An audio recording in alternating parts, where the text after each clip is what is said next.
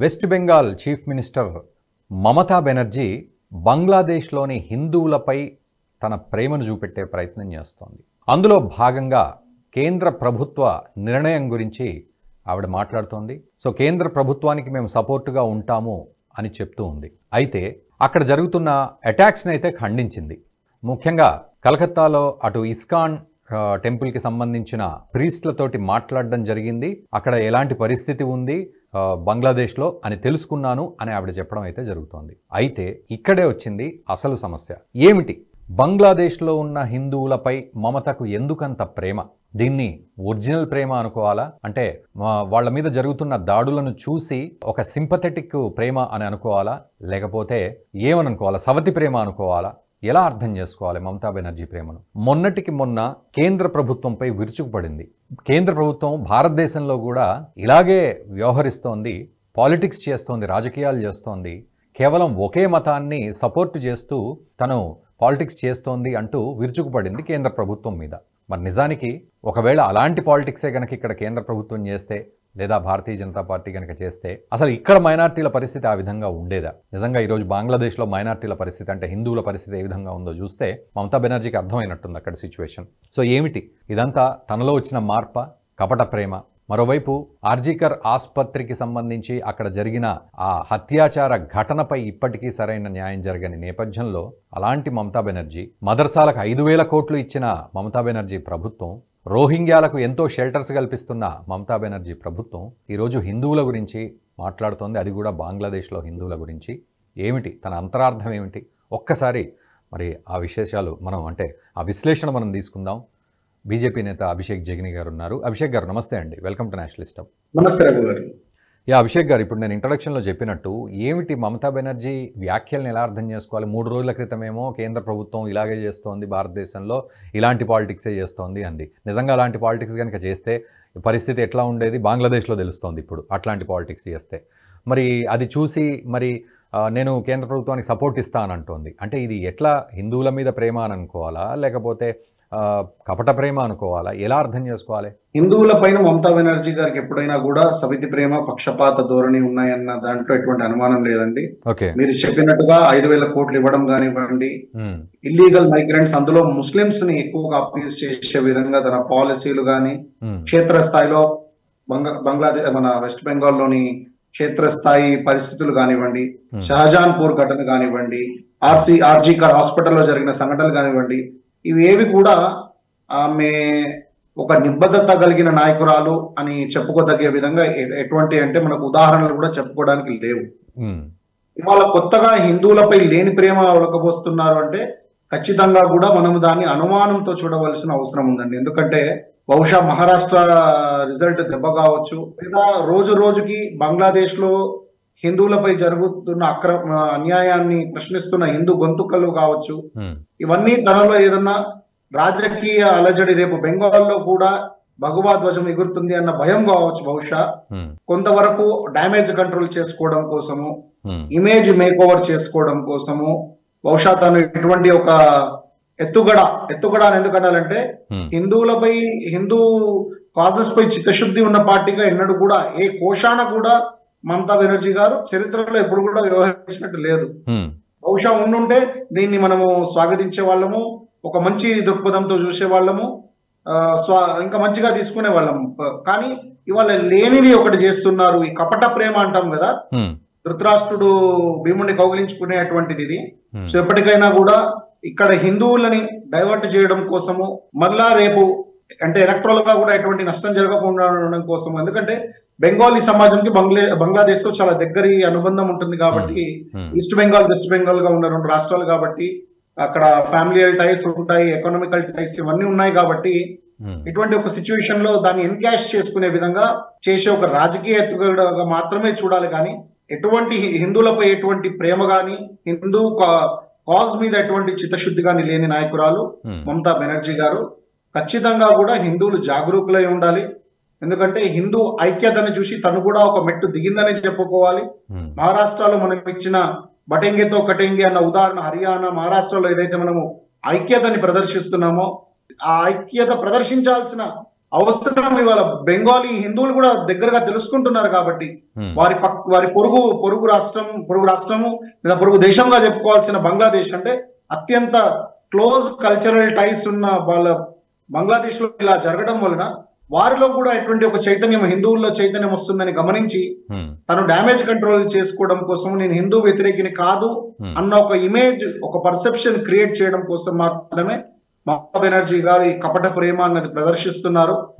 3 రోజుల కిందకి ఇవాళకి గొంతుగా మార్చారు అంటే 3 రోజుల క్రితం హిందువుల గురించి ఎటువంటి ప్రస్తావన చేయని మమతా బెనర్జీ గారు ఇవాళ చేశారంటే ఇంతింతకు రోజు సోషల్ మీడియా ద్వారా పెరుగుతున్న బంగ్లాదేశీ హిందువులకు పెరుగుతున్న సపోర్ట్ వలన తను కూడా బహుశా ఏదైనా ఇంటెలిజెన్స్ రిపోర్ట్ అన్న ఏదైనా ఉండుండొచ్చు. ఈ టైంలో గనక మీరు ఇంతే హిందూ వ్యతిరేకిగా ఇంకా ముద్రపడితే అది మీకు డ్యామేజ్, కోలుకోలేని డ్యామేజ్ చేస్తుందన్న అవకాశం ఖచ్చితంగా ఎవరో సలహా సూచన ఏదో ఇచ్చుంటారు.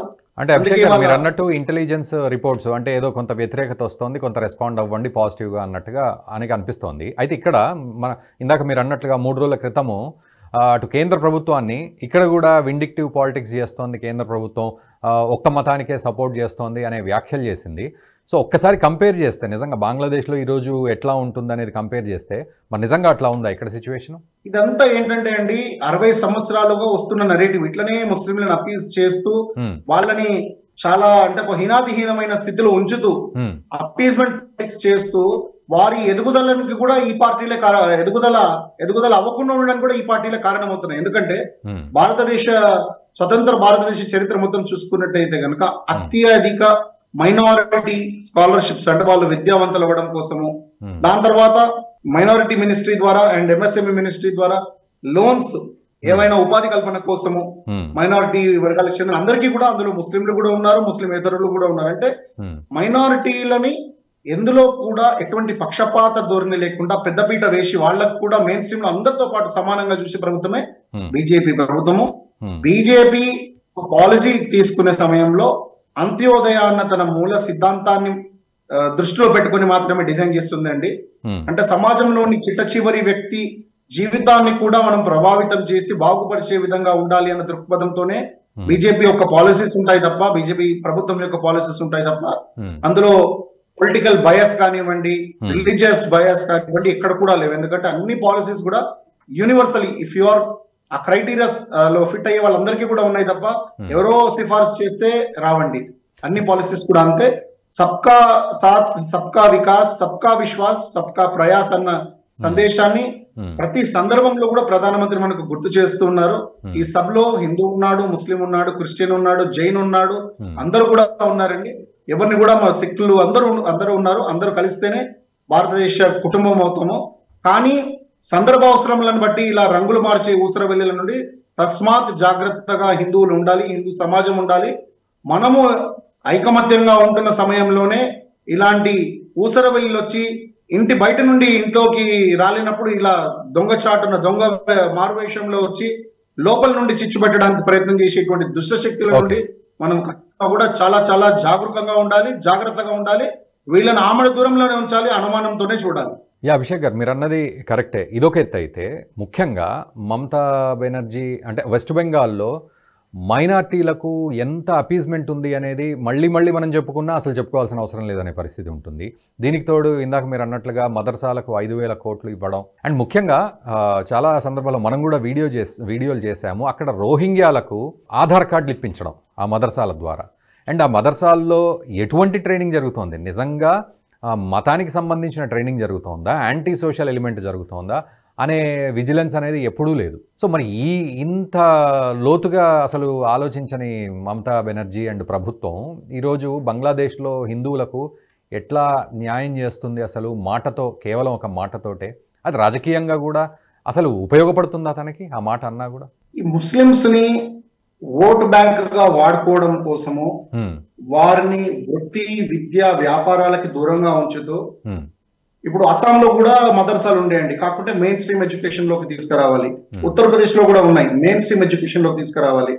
ఉత్తరాఖండ్ లో కూడా ఉన్నాయి, వాటిపైన కూడా చర్యలు తీసుకోవడం. అంటే ఏంటంటే వీరిని కేవలము మతపరమైన విద్యకి మాత్రమే కాకుండా రేపు వారి విద్యానంతరము ఏదైనా ఒక ప్రొఫెషన్ లో ఉద్యోగాలు కానివ్వండి, స్వయం ఉపాధి కానివ్వండి, వ్యాపారాల వైపు వెళ్లే విధంగా వాళ్ళని తీర్చిదిద్దాలి కానీ పూర్తిగా వారిని మతం అనే ఒక ట్రాక్ లో ఉంచేసి వారిని ఫండమెంటలిస్ట్ గా వీలైన చోట రాడికల్స్ గా కూడా మార్చి, ఇప్పుడు మనము సికింద్రాబాద్ ఎల్లమ్మ టెంపుల్ సంఘటన చూసాము.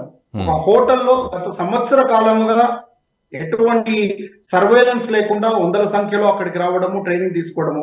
అలా మీరు చెప్తున్నట్టుగా వెస్ట్ బెంగాల్ లో కూడా ఏ క్యాంపుల్లో ఏం జరుగుతున్నాయో మనకు తెలియదు. అక్కడ ఒక ఎమ్మెల్యే ఇంట్లో కూడా ఒకసారి బాంబు తయారు చేస్తూ బాంబులో జరిగిన సంఘటన ఒక 3-4 సంవత్సరాలు మనం చూసాము, బర్ద్వాన్ అనుకుంటా అండి ఆ జిల్లాలో. అలా అక్కడ రోహింగ్యాలకి కానివ్వండి, అంటే స్థానికేతరులని ఎవరైతే ఈజీగా, ఇప్పుడు అమెరికాలో బైడెన్ వాళ్ళు చేసిన రాజకీయం కూడా ఇదేనండి. అక్రమ వలసదారులకి ఒక ఐడెంటిటీ క్రియేట్ చేయడము, వారిని ఓట్స్ గా ఎన్కాష్ చేసుకోవడం. ఎందుకంటే వీళ్ళ కుంటి పాలనలో లోకల్స్ ఓట్స్ కన్నా ఎక్కువగా డామినేట్ చేసే విధంగా నకిలీ ఓట్లు సృష్టించడానికి వీళ్ళందరినీ ఆయుధాలుగా, వీళ్ళందరినీ మీడియం గా వాడుకుంటున్నారు. సో రోహింగ్యా క్యాంపుల్లో రోహింగ్యాలకి కూడా మీరు అన్నట్టుగా ఆధార్ కార్డులు లాంటివి ఇవ్వడము, ఏదైనా అంటే డాక్యుమెంట్స్ క్రియేట్ చేసి ఒక ఫేక్ ఐడెంటిటీ వాళ్ళకి క్రియేట్ చేయడము, తద్వారా వాళ్ళని మెయిన్ స్ట్రీమ్ ఇండియన్ సిటిజన్స్ గా, పౌరులుగా చేయడం కోసం జరిగే ప్రయత్నాలు, చట్ట వ్యతిరేక కార్యకలాపాలు కూడా జరుగుతున్నాయి.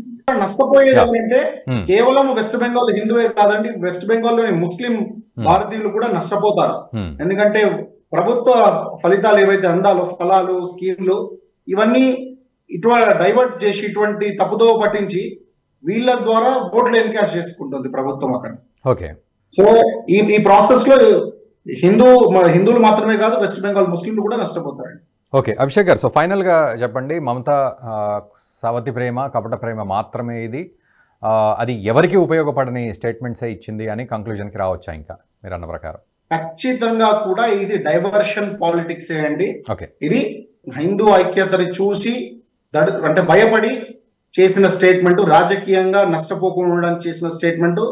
అంతే, ఒక లేని చిత్రాన్ని ప్రదర్శించే విధంగా, అంటే ఒక లేని పర్సెప్షన్ క్రియేట్ చేసుకోవడం కోసము మమతా బెనర్జీ గారు ఖచ్చితంగా సవితి ప్రేమ చేశారు. ధృతరాష్ట్ర కౌగిలి లాంటిది ఇది. తస్మాత్ జాగ్రత్త, హిందువులందరూ కూడా దీన్ని ఆమడ దూరంలోనే మమతా బెనర్జీ నుంచి అనుమానంతో చూడవలసిన సందర్భం అనే చెప్తున్నానండి. Thank you very much Abhishek గారు, thank you very much. So అదండి పరిస్థితి. మమతా బెనర్జీ చేసిన వ్యాఖ్యలు అనుమానపూరితంగానే చూడాలి తప్ప అదేదో ప్రేమతోటి, అక్కడ హిందువుల మీద ఉన్న అద్భుతమైన ప్రేమతోటో అమితమైన ప్రేమతోటో కాదు అనేది వారు చెప్తున్నారు. ఏదేమైనప్పటికీ కూడా మమతా బెనర్జీకి నిజానికి హిందువులందరూ కూడా సూటి ప్రశ్నలు వేస్తారు.